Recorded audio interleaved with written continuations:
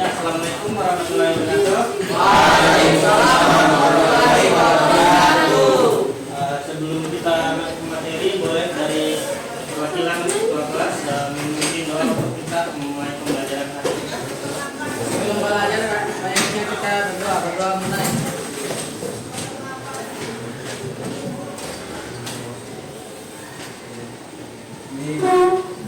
Berdoa selesai. Oke, kemarin kita sudah masuk tentang input output dari proses komputer ekonomi. Saya tanya dulu sama kalian, apa itu perangkat input? Itu Input memasukkan perangkat memasukkan data. ya.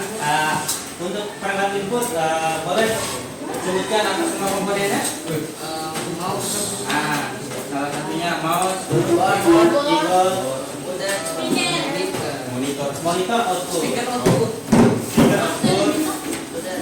Satunya lagi scanner. Oke. Untuk perangkat output apa? Monitor. speaker, Monitor. Baru? output, Ya. proyektor, Speaker. Oke. Nice. Printer juga. Oke. Kita lanjut materinya. Oke, sebelum materi, ini ada tujuan pembelajaran kita. Boleh dibacakan untuk tujuan pembelajaran kita? Sebelum belajar bersama diri dapat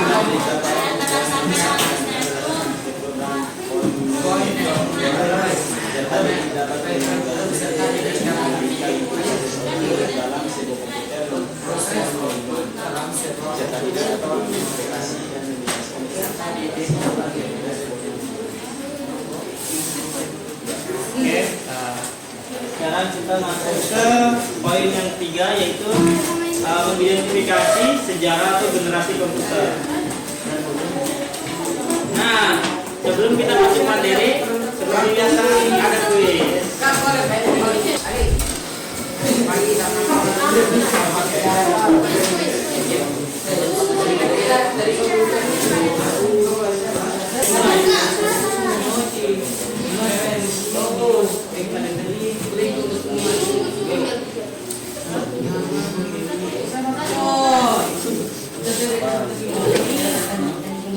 Ada 5 menit, cepat 5 menit waktunya. Nah, dia harus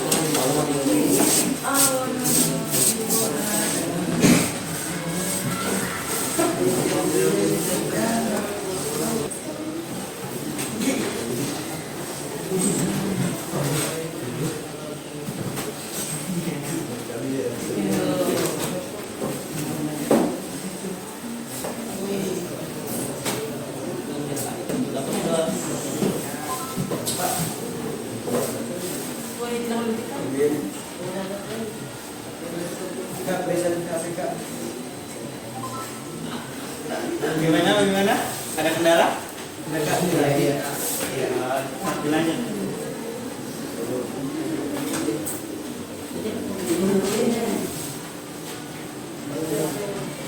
Kalian mengerjakan, kita jelaskan sedikit materi yang kemarin ya. Dari materi yang kemarin kan ada komponen unit masukan. Nah, unit masukan itu menyimpan informasi yang diterima oleh komputer melalui input unit atau unit masukan. Yang paling dikenal oleh komputer generasi awal adalah keyboard.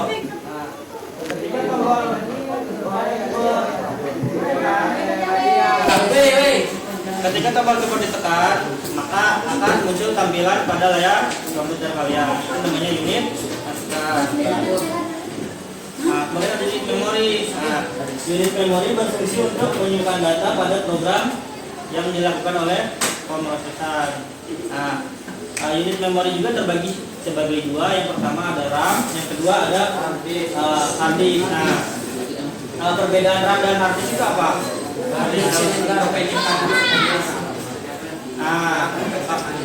Kalau RAM itu RAM berfungsi untuk penyimpanan sementara.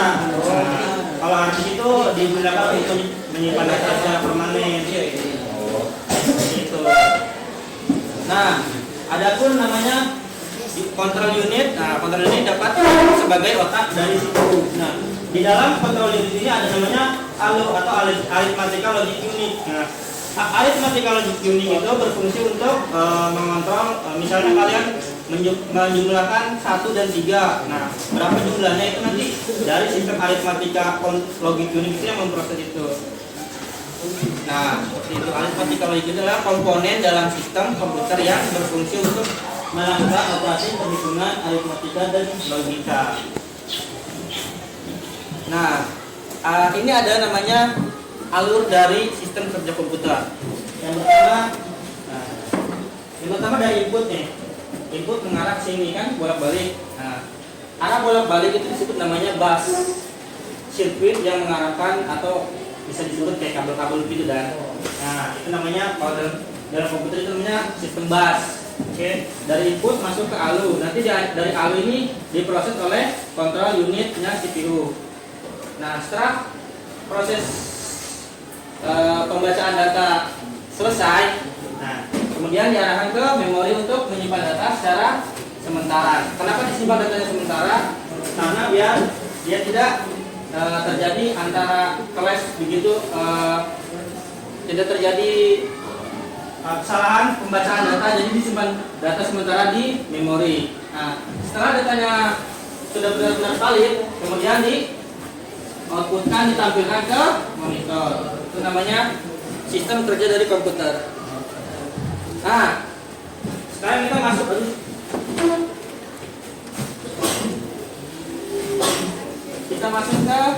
generasi komputer. Generasi komputer, ada yang tahu sudah berapa generasi komputer sekarang? Berapa? 5. Nah, ke 5. Oke, generasi pertama itu tahun 1940 sampai tahun 1950. Generasi kedua itu seterusnya, generasi ketiga seterusnya, dan generasi yang sekarang yaitu generasi kelima masuk ke komputer AI. Ada yang tahu AI itu apa? Apa itu artificial intelligence? Artificial intelligence adalah sebuah komputer yang dibuat seolah-olah seperti manusia. Oke, nonton video dulu ya. Terima kasih. Nonton video lah dulu. Komputer merupakan sebuah teknologi yang hampir digunakan dalam segala bidang pekerjaan. Contohnya seperti bidang pendidikan, kedokteran, pertahanan, dan masih banyak lagi. Namun, bagaimana sih sejarah dari komputer itu sendiri? Dalam perkembangannya, komputer sendiri memiliki 5 generasi yang berbeda. Dimulai pada tahun 1940, komputer bernama Z8 berhasil diciptakan oleh seorang ilmuwan Jerman. Komputer ini digunakan untuk mendesain aerodinamika pesawat tempur Jerman. Namun sayang, komputer tersebut hancur akibat serangan bom seperti. Beralih ke pihak sekutu, pada tahun 1943, sebuah komputer bernama Colossus berhasil diciptakan oleh Hermann Flowers. Komputer besar ini dapat melakukan strategi perang Jerman hanya dalam hitungan jam. Colossus juga dipercaya telah membawa kemenangan sekutu pada Perang Dunia Kedua oleh sejumlah ilmuwan. Mulai dari sinilah banyak perusahaan yang akhirnya ikut mengembangkan teknologi komputer. Kita akhirnya memasuki generasi kedua, di mana saat itu dalam komputer mulai tergantikan dengan transistor. Komputer pertama yang digunakan teknologi transistor ini bernama Unifactor. Yang difungsikan untuk simulasi dinamika senjata nuklir. Namun selama berjalannya waktu, peneliti menemukan kelemahan dari transistor yang dapat merusak komponen dalam komputer. Dan pada generasi ketiga terciptalah semikonductor sebagai sebuah solusi yang dibuat oleh Robert Morris. Komputer yang telah mengabdi disebut juga sebagai mini komputer karena ukurannya yang jauh lebih kecil dibandingkan komputer generasi sebelumnya. Tidak berhenti di situ saja. Pada generasi keempat, di Ilmuwan terus mengembangkan komputer hingga terciptalah sebuah komponen yang bernama Very Large Scale Integration atau VLSI yang di dalamnya terdapat lapisan transistor. Komponen tersebut digunakan pada komputer sehingga membuat komputer lebih mudah diproduksi karena tidak melibatkan banyak komponen. Selain itu, harga komputer juga menjadi lebih terjangkau.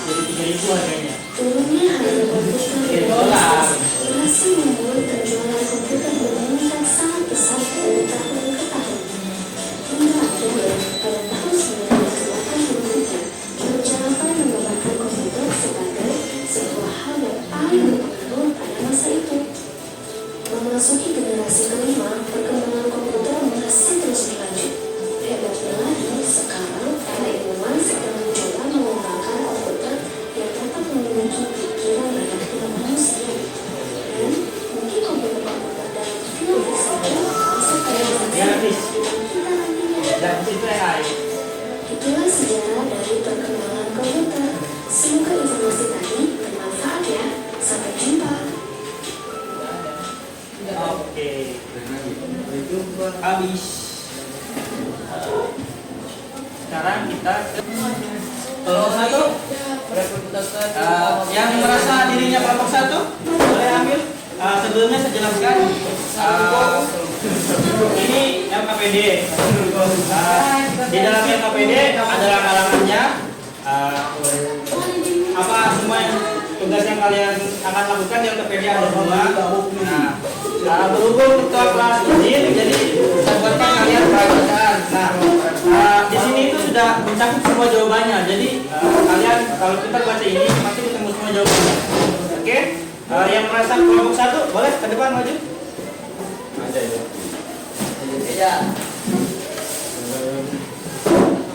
Jangan lupa ditulis nama kelompoknya. Kelompok dua.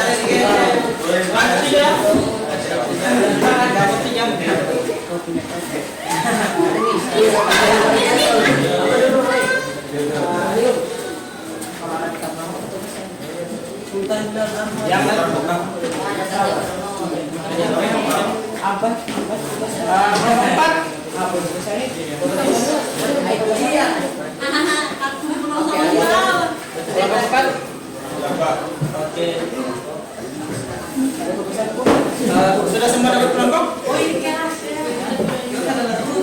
Sudah semua? Ya.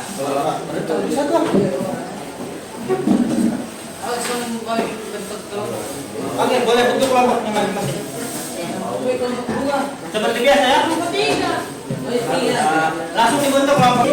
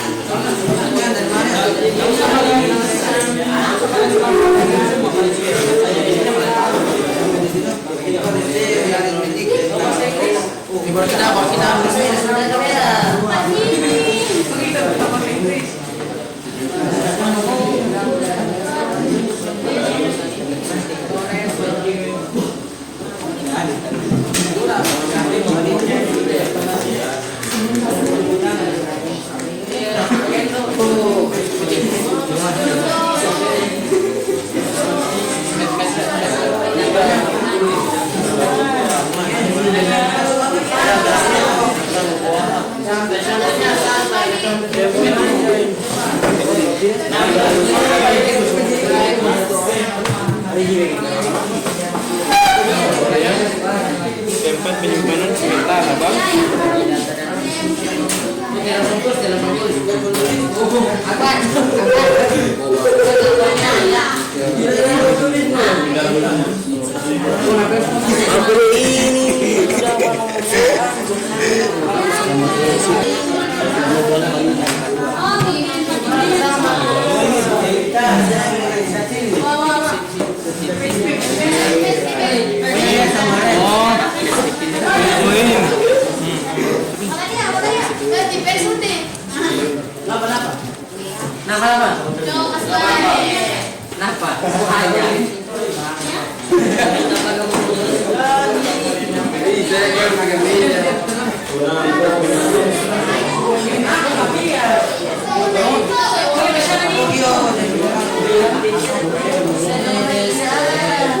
Ya, 15 menit.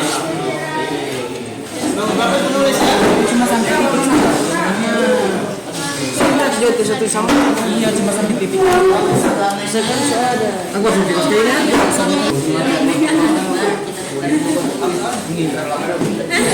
Apa itu? Jelaskan dari setiap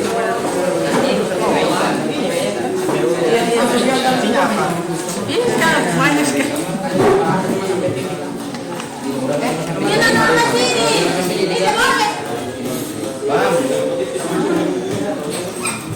Boot system.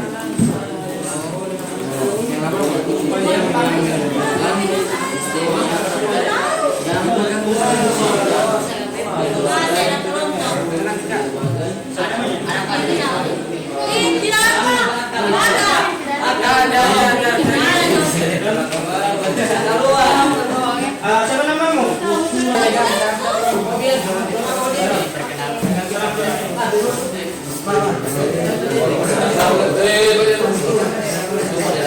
Assalamualaikum warahmatullahi wabarakatuh. Kami dari kelompok 1 akan mempresentasikan hasil kerja kelompok kami. Dan disampaikan oleh Dimas.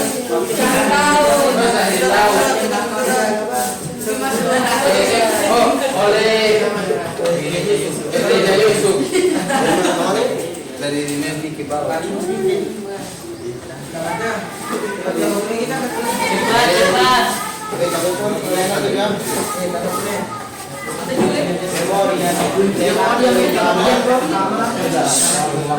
Tempat penyimpanan sementara. Tempat penyimpanan sementara bagi data dan program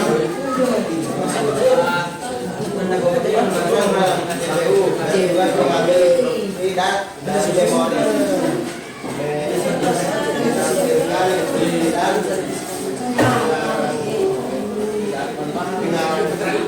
memori komponen lain untuk menjalankan tersebut. input unit. Penelitian dari pengguna atau lingkungan eksternal mouse dilampirkan hasil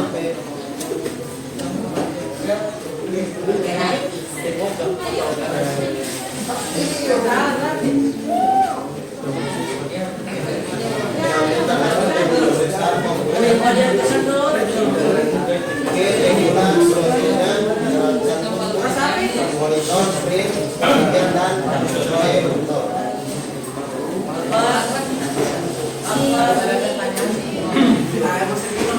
Sistem menghubungkan berbagai komponen komputer agar bisa berkomunikasi satu sama lain. Dua, dengan menambahkan memori lebih banyak akan menambah kinerja komputer. Tiga, generasi pertama menggunakan tabung komponen utama untuk mengolah data sangat besar, lambat dan menggunakan banyak energi. Komputernya bisa menjalankan satu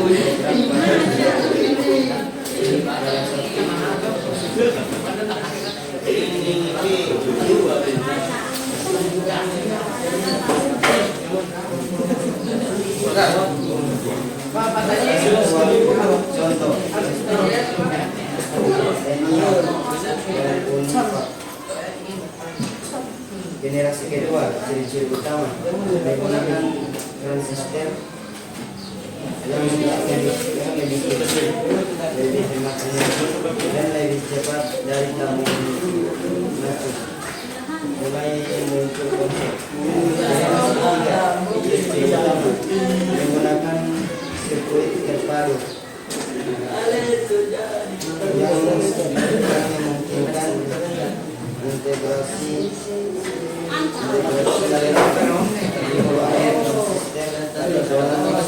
chip. Contoh sistem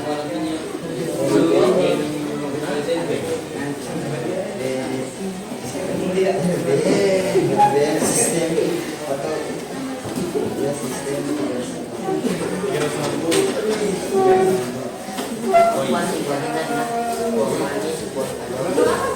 sistem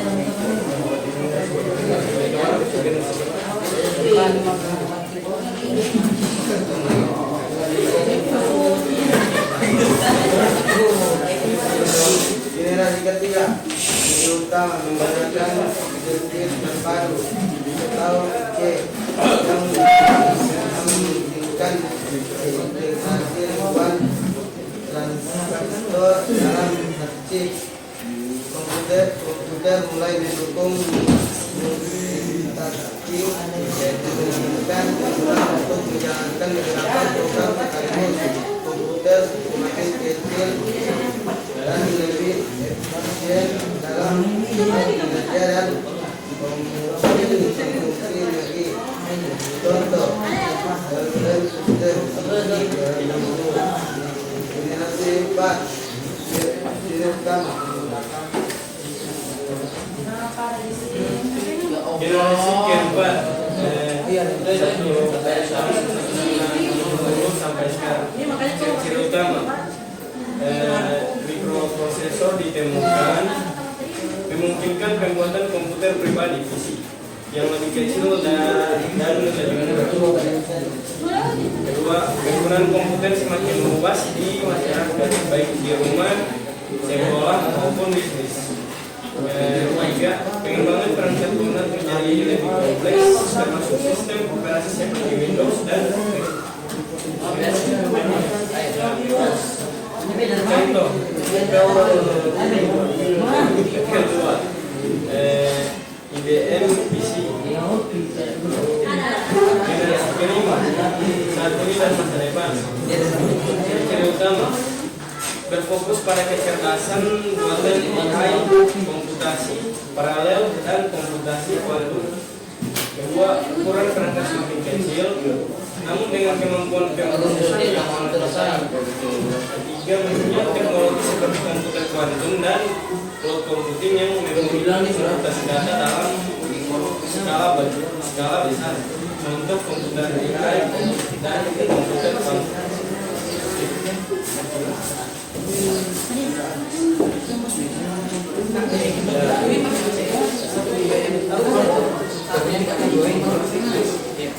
Sekian dari kami.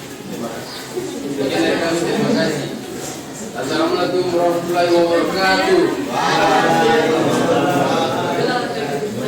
Kami akan membuka sesi tanya. Oh, ada pertanyaan?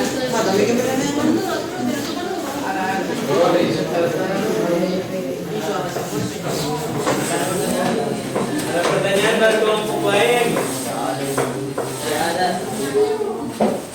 Ya, Satu. dua, yang kami nggak ada. Oke. Dari sini pertanyaan. Boleh tutup. Assalamualaikum warahmatullahi wabarakatuh.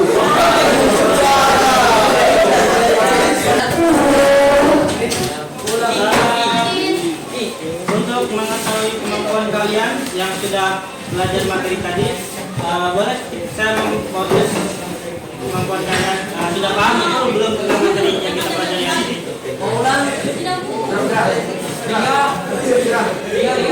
Oke, sekian ulang. Jangan lupa LKPD-nya dikumpul ya.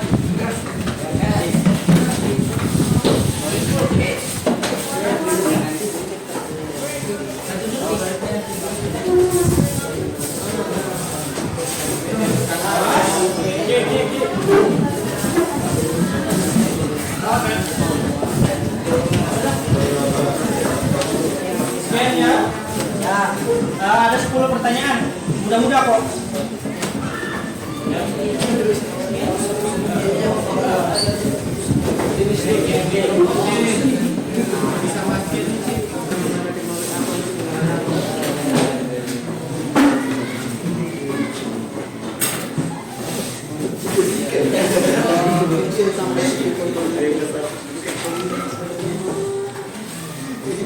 Gampang toh?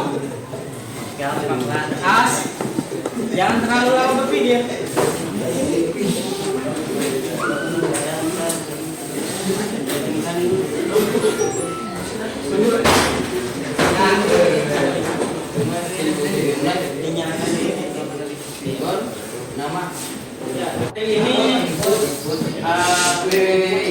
Dari materi ini yang menurut kalian belum paham itu juga bagaimana? Yang kalian belum pahami dari materi ini perlu cek ya. Kalau DP konsep chip itu lain di sana. Misalnya ini, saya punya yang lain. Tenang dulu ya, saya mau jawab pertanyaan dari teman kalian. Misalnya saya punya laptop,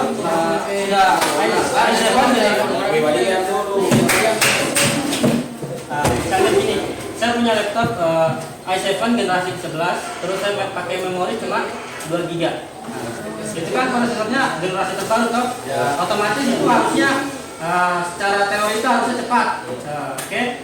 Tapi saya terkendala, saya tidak bisa buka Word, lag laptop saya. Nah, kenapa bisa seperti itu? Itu namanya bottleneck. Itu salah satu kekurangan dari komputer Von-Neumann. Kalau komputermu generasi terbaru tapi memori cuma 2 GB, sama aja bohong. Jadi pada utamanya itu masuk ke pertanyaan nomor 2 tadi. Semakin baik prosesormu, jika tidak diimbangi dengan kapasitas memori yang besar, maka hasilnya akan sia-sia. Jadi dimaksimalkan memorinya. Oke. Sudah 20 orang? Ya.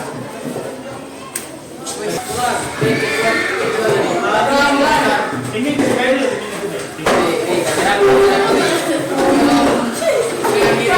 Pelajaran baik ada baiknya kita berdoa lagi mulai. Bismillahirrahmanirrahim.